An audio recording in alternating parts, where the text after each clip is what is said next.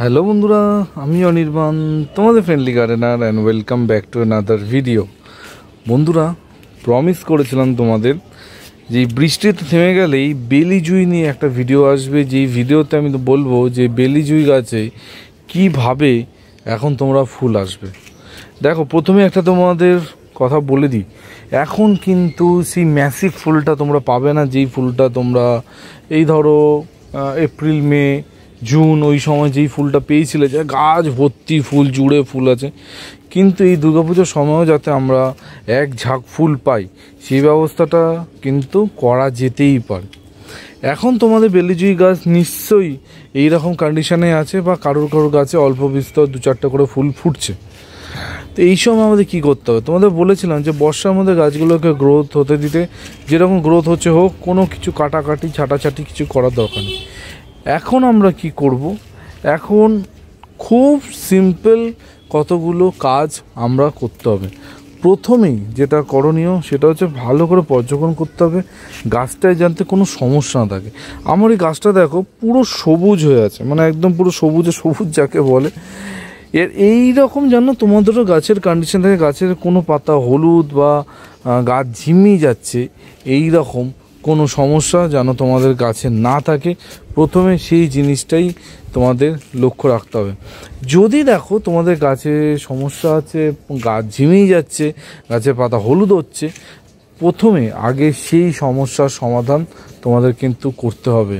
মানে গাছে প্রবলেম থাকলে আমি যেই পরিচর্যাগুলো বলতে যাব সেগুলো করলে হবে না। আগে তোমাদের গাছে যেই সমস্যা আছে সেই সমস্যাটা কিন্তু দূর করতে হবে, তারপরেই তোমাদের বেলিজুই গাছে কিন্তু পরিচর্যা করলে তোমাদের ফুল আসবে। তো যদি তোমাদের বলি গাছের পাতা যদি হলুদ হয়ে থাকে, গাছ ঝিমোচ্ছে বা সেরকম গ্রোথ নেই, পাতাগুলো হলদে হলদে হয়ে যাচ্ছে, তার মানে তোমাদের গাছের গোড়ায় ডেফিনেটলি জল জমেছে, এটা তোমাদের ধরে নিতেই হবে। আর গাছের গোড়ায় যদি জল জমে, তার মানে তার রুটের সমস্যা হতে পারে, বিভিন্ন রকম প্রবলেম হতে পারে। তো সেই ক্ষেত্রে তোমাদের বলবো যে এখন তো আর মানে তোমরা টপ চেঞ্জ করতে পারবে না, বা মাটি তুলে শিকড় কাটতে পারবে না। তোমাদের যেটা করতে হবে, যদি গাছ হলুদ হয়ে থাকে, তাহলে ধার বরাবর তোমরা 2 ইঞ্চি মতো মাটি খুশিয়ে নেবে। মাটি খুশিয়ে নিলে, খুশিয়ে বার করতে হবে না, মাটিটা খোসাবে, খুশিয়ে একদম পুরো সানলাইটের মধ্যে রেখে দেবে। বোঝা গেছে? রেখে তোমাদের পাতা যদি ছুঁয়ে মানে ঢলে পড়ছে, নুয়ে যাচ্ছে, তখন কিন্তু গতকালকে যেমন তোমাদের দেখিয়েছিলাম যে হিউমিক অ্যাসিডের প্রয়োগ, তোমাদের কিন্তু গাছে হিউমিক অ্যাসিড দিতে হবে। আদারওয়াইজ দেওয়ার কোনো দরকার নেই। গাছে পাতা যদি সজাগ থাকে, একদম শটাং থাকে, তাহলে দেওয়ার দরকার নেই। হলুদ পাতাগুলো ঝরে যাবে, ঠিক আছে? হলুদ পাতাগুলো ঝরে গেলেই দেখবে গাছ কিন্তু আবার আগের মতো জায়গায় চলে আসবে। এবার যদি তোমাদের গাছ যদি এইরকম কন্ডিশনে থাকে, গাছ একদম সবুজ আছে, কোনো ঝামেলা নেই, কোনো সমস্যা নেই, কোনো প্রবলেম নেই, এখন আমরা কী করব, প্রথমেই একবার গাছগুলোতে ফাঙ্গিসাইডের প্রয়োগ করব। একবার ফাঙ্গিসাইড দিয়ে দেবে। আমি যেমনটা তোমাদের সবসময় বলি যে বৃষ্টি চলে গেলেই আমরা কিন্তু ফাঙ্গিসাইডের প্রয়োগ করব।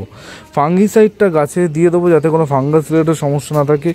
আর বেলিজুই গাছে আমি আজ পর্যন্ত সেরকম পোকামাকড় উপদ্রব কিছুই দেখিনি, তাও আমরা ফাঙ্গিসাইড দেওয়ার 48 ঘন্টা পর একবার যে কোনো একটা পেস্টিসাইড যেটা তোমাদের কাছে আছে, সেই পেস্টিসাইডটা গাছে আমি প্রয়োগ করে দেবো।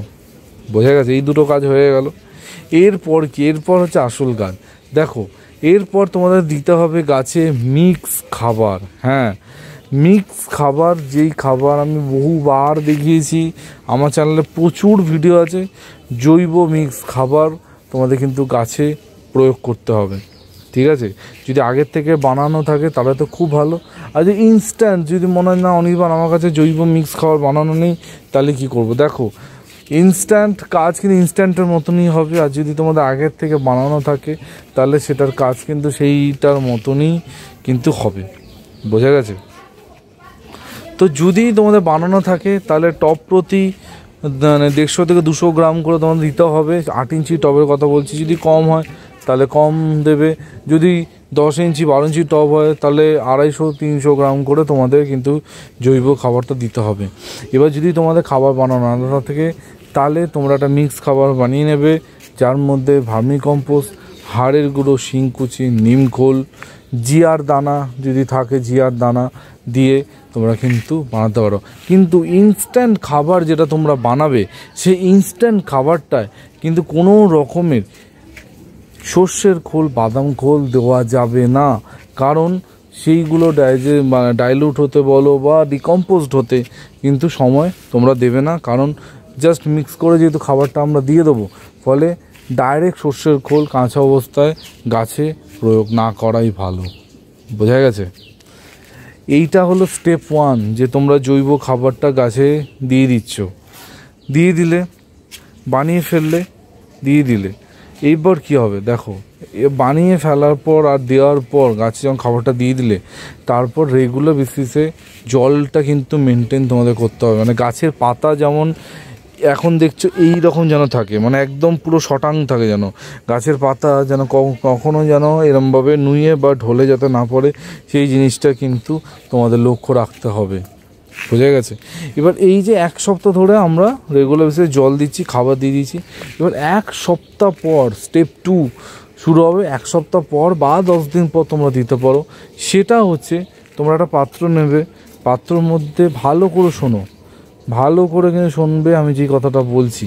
সেটা হচ্ছে একটা ছোট্ট বাটি বা প্লেট যাই খুশি নাও, তার মধ্যে 1 চামচ ডিএপি, 1 চামচ লাল পটাশ, 1 চামচ এনপিকে, 20 দিতে পারো, 19 দিতে পারো, 18 দিতে পারো, মানে যেটা দেবে যেন ব্যালেন্স থাকে। কি বললাম? 1 চামচ ডিএপি, 1 চামচ 19 আর 1 চামচ লাল পটাশ, এই 3টে তোমরা এক জায়গায় মিক্স করবে।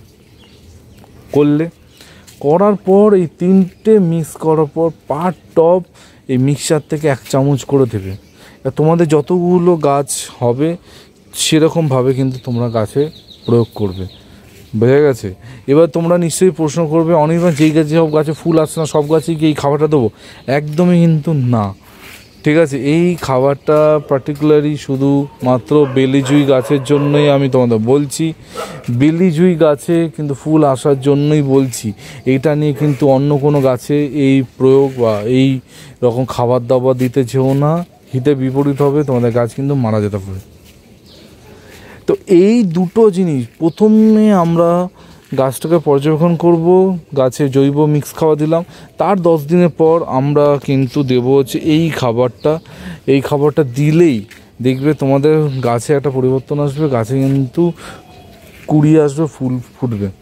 এবার আরও একবার তোমাদের বলবো যে এই সময় খাবার দাও বা যাই করো, তোমরা কিন্তু ভেবো না যে গাছ জুড়ে একদম এত ফুল আসবে যে পাতা ঢেকে যাচ্ছে, এরকম কিন্তু হবে না। আমি তোমাদের কিন্তু আগেও বলছি, এখন কিন্তু যেহেতু শেষ বেলায় ফুল তো কম আসবে। বোঝা গেছে? আর এই ফুলটা কিন্তু আস্তে আস্তে তার দুর্গা পুজো বা তার লক্ষ্মী পুজো এই সময় ফুলটা তোমরা ফুটবে, মানে বলতে পারি শেষবার তোমরা কিন্তু ফুলটা পাবে। ঠিক আছে?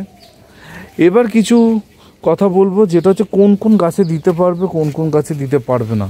দেখো, যে কোনো তোমার ম্যাচিওর গাছ, যে কোনো ম্যাচিওর বেলিজুই গাছে তোমরা কিন্তু এই খাবারটা দিতে পারো। এবার তোমাদের গাছের বয়স যদি 2 মাস 3 মাস হয় বা 6 মাস হয়, আমি তোমাদের কিন্তু দিতে বারণ করব। ঠিক আছে? তাহলে ওই জৈব খাবার অবধি তোমরা দেবে। কিন্তু তোমাদের গাছের বয়স যদি 8 মাস 9 মাস বা অন্যদের মানে 1 বছর হলে খুবই ভালো, তাহলে তোমরা ওই সেকেন্ড খাবার যেটা বলেছি, পটাশ, ডিএপি আর এনপিকের যে খাবার, সেটা তোমরা দিতে পারবে। তার কম বয়সী যেসব গাছ আছে, 6 মাস 3 মাস 4 মাসের যেসব গাছ আছে, সেই সব গাছে তোমরা শুধুমাত্র জৈব খাবারটা দেবে, কোনো কেমিক্যাল খাবারটা দেবে না। বোঝা গেছে? একদম জলের মতো সহজ করে তোমাদের বলে দিলাম। মানে এই রকম পরিচর্যাটা করার পর মাসখানেকের মধ্যেই তোমাদের গাছে দেখবে কুড়ি আসবে, গাছে কিন্তু ফুল আসবে। আর এটাই কিন্তু শেষবার, আর কিন্তু কুড়ি তোমরা পাবে না। তোমাদের বলেছিলাম যে বর্ষা কেটে গেলে আমি তোমাদের পরিচর্যা বলবো, কথা রেখেছি, তোমাদের কিন্তু সেই পরিচর্যার কথাই বলে দিলাম। ঠিক আছে? এরপরে যদি তোমাদের মনে কোনো রকম প্রশ্নের উদয় হয়, ডেফিনেটলি আমাকে কমেন্ট করে জানিও। আর কীভাবে জানাতে হবে সেটা তোমরা জানো, তোমাদের কাছে আমার সবার কাছে ফোন নম্বর আছে, না থাকলে আমার থেকে চেয়ে নিও আমার নাম্বার। ঠিক আছে? সবার কমেন্ট উত্তর দেবো, কথা দিচ্ছি। আর কালকে ঠিক সকাল 11টায় আরেকটা নতুন ভিডিওর সাথে অনির্বাণ চলে আসবে। টিল দেন সবাই ভালো থেকো আর সুস্থ থেকো। ততক্ষণের জন্য বাই বাই।